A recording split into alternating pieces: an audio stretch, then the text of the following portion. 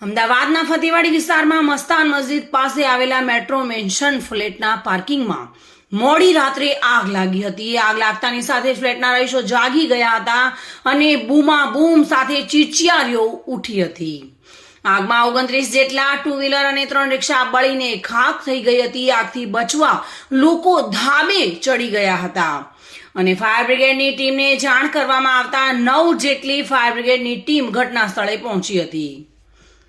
Fire બ્રિગેડની team ઘટના સ્થળે પહોંચ્યા બાદ જવાનોએ 200 જેટલા લોકોને સહી સલામત ધાબેથી રેસ્ક્યુ કર્યા હતા અને મળતી માહિતી મુજબ મોડી રાત્રે 3:30 કલાકના સુમારે અમદાવાદ ફાયર બ્રિગેડને કોલ મળ્યો હતો કે ફતેવાડી વિસ્તારમાં મસ્તાન મસ્જિદ પાસે આવેલા મેટ્રો મેન્શન ફ્લેટના પાર્કિંગમાં ભીષણ આગ લાગી છે, જેથી ચીફ ફાયર ઓફિસર તેમજ additional chief fire officer, deputy officer સહિતના ફાયરના અધિકારીઓ 9 જેટલી ફાયર બ્રિગેડની ટીમ સાથે ઘટના સ્થળ પર પહોંચ્યા હતા. ફાયર બ્રિગેડ પહોંચ્યું ત્યારે આગ વિકરાળ સ્વરૂપ ધારણ કર્યું હતું અને પાર્કિંગમાં રહેલા ટુ વ્હીલરો અને રિક્ષાઓ આગની ઝપેટમાં આવી ગયા હતા.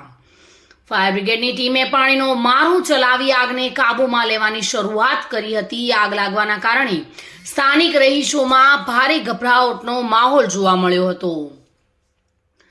ફ્લેટમાં નાના બાળકોથી લઈને વૃદ્ધો અને દર્દીઓ હતા. આગનો ધુમાડો બીજા માળ સુધી પહોંચી ગયો હતો. લોકો પોતાનો જીવ બચાવવા માટે થઈને ધાબા પર દોડી ગયા હતા. આગ લાગવાને કારણે આસપાસના લોકો પણ દોડી આવ્યા હતા. ફાયર બ્રિગેડના અધિકારીઓ ત્યાં પહોંચ્યા ત્યારે ખૂબ જ ભયનો માહોલ જોવા મળ્યો હતો, જેથી લોકોને શાંત રહેવા માટે જણાવ્યું હતું. ફાયર બ્રિગેડના જવાનો ચાલુ આગમાં ધાબા પર પહોંચ્યા હતા અને એક બાદ એક લોકોને ઊંચકીને ધાબા પરથી સહી સલામત નીચે લાવ્યા હતા. 10 લોકોને ફાયર બ્રિગેડની સીડી વડે રેસ્ક્યુ કરવામાં આવ્યા હતા. અમદાવાદથી bureau report, today Gujarati news.